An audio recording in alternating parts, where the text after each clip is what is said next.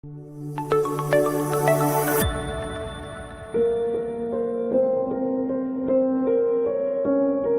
miraculous story of the Mir Yeshiva under Japanese rule during World War II is quite well known. Perhaps not so well known was that at one point the Japanese were influenced by the Germans to wipe out the entire Jewish population of Japan. And under the pressure of the German government, the Japanese agreed to get rid of the Jews in a way that would not draw attention to their inhumanity. What they did was, they planned on sending the entire yeshiva and all the other Jews on a boat, going from one island to another, and then they would create an accident which would cause the boat to sink, and they would wipe their hands clean of the Jews without having anyone pointing the blame on them. One of the members of the Japanese government had been drawn close to the yeshiva Bachrim, and he secretly went to the heads of the yeshiva and he warned them not to follow the orders and not to go on the boat. And he was instrumental in saving the lives of the yeshiva Bachrim. Not long afterwards, the government of Japan suspected that someone had leaked the story. They investigated, they found out who the man was, and they beat the man to death. Rachmana litzlan. He was killed for what he had done.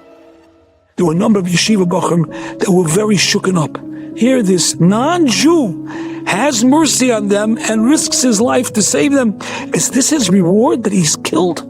They decide they're going to ask the Mashgiach Rab Chatzkel to explain how such a thing could happen. And as they came close to Rab Chatzkel's room, they heard Rab Chatzkel crying, weeping inside the room. And they overheard him talking to Hashem. He was saying, Ribono shel Olam, all my life I've begged of you to allow me to die al Kiddush Hashem, and you have not acquiesced to my request. And this non-Jew, for one act of chesed, he's zoiche to die al Kiddush Hashem. How is that fair? When the Bachrim heard that, they no longer had to ask a question. We all know of this mitzvah, V'nikdashti b'soich b'nei Yisrael, the great mitzvah of dying al Kiddush Hashem. Even Bilam HaRosha asked, Tamus Nafshi, Mois Yesharim. But there's something much greater than dying al Kiddush Hashem, and that's living al Kiddush Hashem.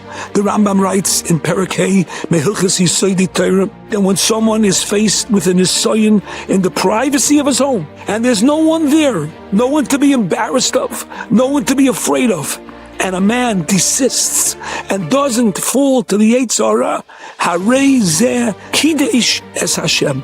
That is a true Kiddush Hashem. There's a famous Medrash in Rus that tells us, in the old days, the Navi would write down and record the great actions, the Maisim of a Yid. Today, though, we have no Nevi'im here. Says the Medrash, Eliyahu HaNavi Koisev, Umelech HaMoshiach HaKadosh Baruch Hu Choismen. They seal, they sign on this Maisa.